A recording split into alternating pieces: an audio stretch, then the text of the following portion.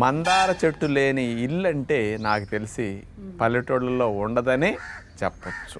ఆ మందార ఆకులు, ఆ మందార పువ్వులు అందరి జుట్టు పాలిట ఒక వరం అని చెప్పచ్చు. చాలామంది మందార పువ్వులు, మందార ఆకులు ఏదో రసాలు తీసి పెడుతుంటే ఏదో పిచ్చి జనాలు ఏది పెడితే అది పుస్తే వస్తాయి అనుకునేవాడిని నేను కూడా. కానీ ఏంటి ఇంతంతమంది మందార మందార మందార ఎవరి నోటిన్నా మందార అంటున్నారని, దాన్ని అసలు సైంటిఫిక్ స్టడీస్ ఏమైనా ఉన్నాయా, ఎవరైనా చేశారా అని వెరిఫై చేసాం.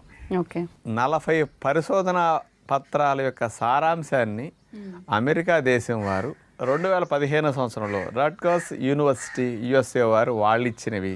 ఇంకొక స్పెషల్ది తెల్ల చుట్టు రాకుండా నలుపుగా ఎక్కువ రోజులు ఉండేటట్టు మందారాకులు చేస్తున్నాయని central leather research institute Chennai వారు 2003 సంవత్సరంలో పరిశోధన చేసి మందారాకుల మీద స్పెషల్గా ఇవ్వటం జరిగింది.